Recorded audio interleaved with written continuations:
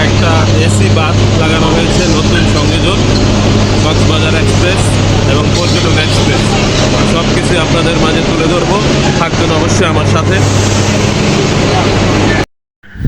পর্যটক এক্সপ্রেস সকাল 6টা 10 মিনিটে কমলাপুর রেল স্টেশন থেকে ছেড়ে যায়। আমরা 30 মিনিট আগেই কমলাপুর রেল স্টেশনে হাজির হই। বর্তমানে কক্সবাজারে আসলে শুয়ে ঘুমিয়েই যাওয়া যায়, কারণ বর্তমানে 2টি স্লিপার বগি এই ট্রেনে অ্যাড করা হয়েছে। ঢাকা থেকে কক্সবাজারে 2টি ট্রেন অ্যাভেলেবেল আছে, যেটি সকাল 6টা 10 মিনিট এবং রাত 10টা 30 মিনিটে কক্সবাজারের উদ্দেশ্যে ছেড়ে যায়। তো আমরা আপনাদেরকে প্রথমে দেখাবো এসি যে স্লিপার কোচ সেটি।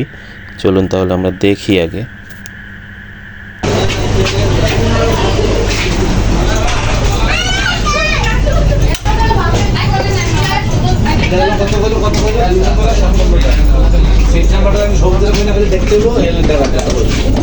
দেখতে আগে সবুজ দেখতে তো হইল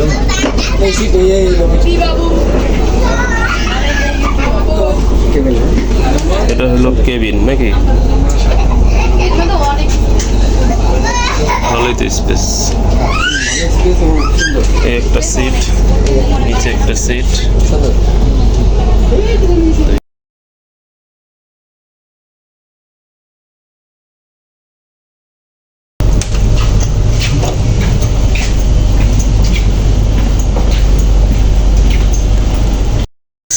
এসি বাথ এসব প্রতিটি সিটের ভাড়া 2380 টাকা, ভ্যাট সহ হয়তো আরও 20 টাকা যোগ হবে।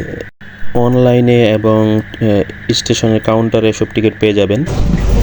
এই যে কোচগুলো আমরা দেখলাম, এই কোচ হচ্ছে গিয়ে নতুন সংযোজন করা হয়েছে।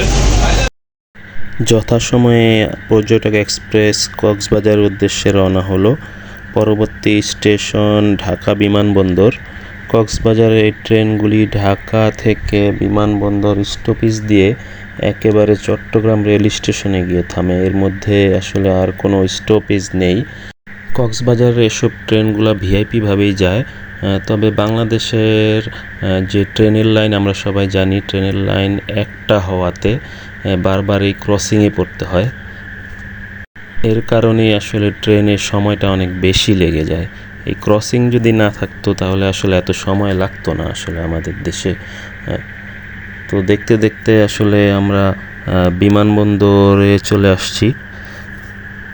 প্রায় 30 মিনিটের মধ্যেই বিমানবন্দর পৌঁছে যাই। এখানে ট্রেন আসলে 5-7 মিনিটের মতো স্টে করে। তাই আপনারা বগির যেখানে থামবে আপনাদের বগি, সেখানেই দাঁড়ানোর চেষ্টা করবেন, যাতে ট্রেনটা আসলে সাথে সাথে উঠতে পারেন। এখানে স্টেশন মাস্টার অথবা স্টেশনে যারা আছে তাদেরকে জিজ্ঞেস করলে আপনাদেরকে বলে দিবে।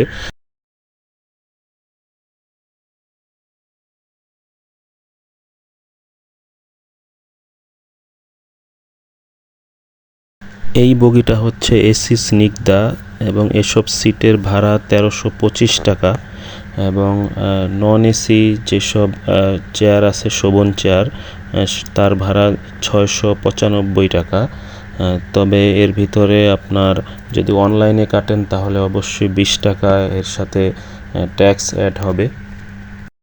তবে একটা জিনিস দেখে আসলে খুব অবাক লাগলো, অনলাইনে যখন আমরা টিকিট কাটতে যাই তখন টিকিট আসলে নাই বললেই চলে। তবে ট্রেনে উঠে দেখলাম তার উল্টো চিত্র।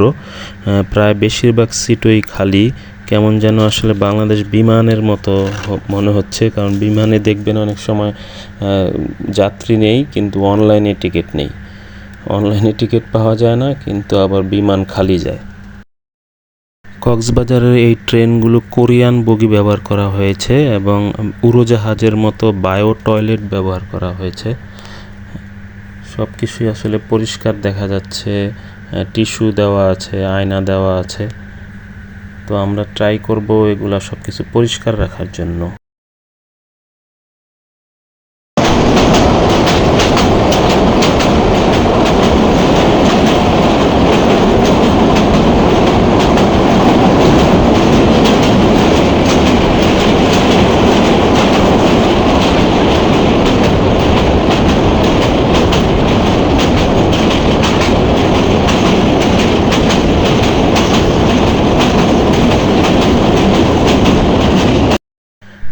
ট্রেন কুমিল্লা পার হলেই অসম্ভব মনোমুগ্ধকর সব সিনারি আপনাদের চোখে ভেসে উঠবে, যা দেখে আসলে পুরো জার্নিটাই সার্থক হয়ে উঠবে।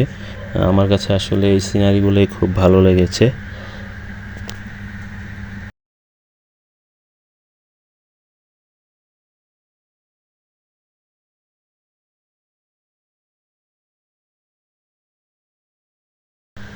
সকাল 11:20 চট্টগ্রাম রেল স্টেশনে পৌঁছে গেলাম। এখানে আসলে 10 মিনিট স্টে করার কথা থাকলেও ইঞ্জিন পরিবর্তন করতে করতে এই স্টেশনের সকল স্টাফ পরিবর্তন হতে হতে প্রায় 30 মিনিট পার করে দেয়। ট্রেনে আসলে সময় কখনোই ঠিক থাকে না। এসব সমস্যার কারণেই আসলে ট্রেনের জার্নিটায় সময় অনেক বেশি লাগে, না হলে আসলে সময় আরও কম লাগতো। যদিও পরের রাস্তা দেখার এক্সাইটমেন্টে আসলে এসব কষ্ট ভুলে যাই, কারণ পরবর্তী রাস্তাগুলো আসলে খুব সুন্দর হবে সেটা জেনেই আসছি আমরা। আপনারাও জানেন নতুন রাস্তা পাহাড় কেটে রাস্তা করা হয়েছে। চলুন তাহলে দেখি।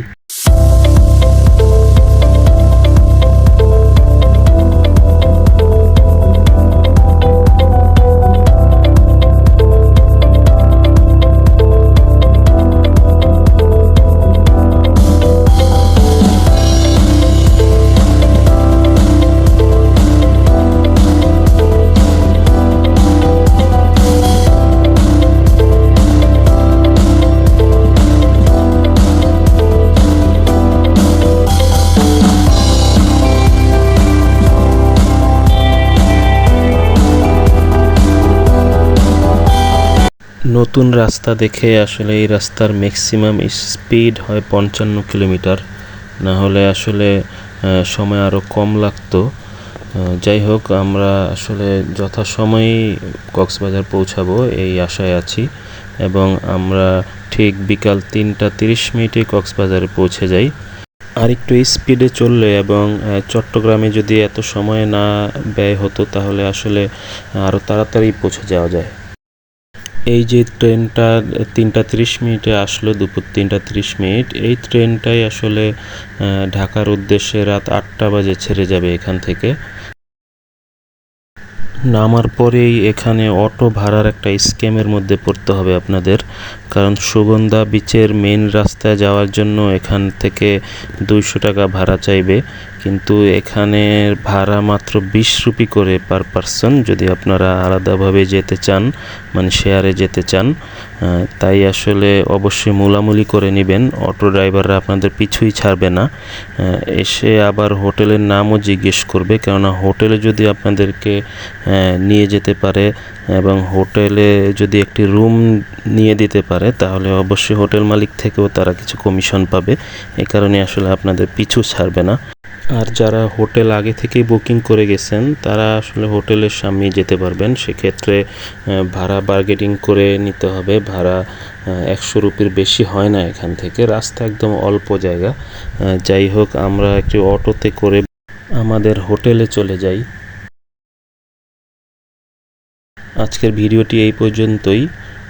যদি আমার এই ভিডিও ভালো লেগে থাকে অবশ্যই আমার চ্যানেলটি সাবস্ক্রাইব করবেন, এবং কোনো কিছু জানার দরকার হলে অবশ্যই কমেন্টস বক্সে কমেন্টস করবেন, আমি অ্যান্সার দেওয়ার ট্রাই করব অবশ্যই। ধন্যবাদ সবাইকে।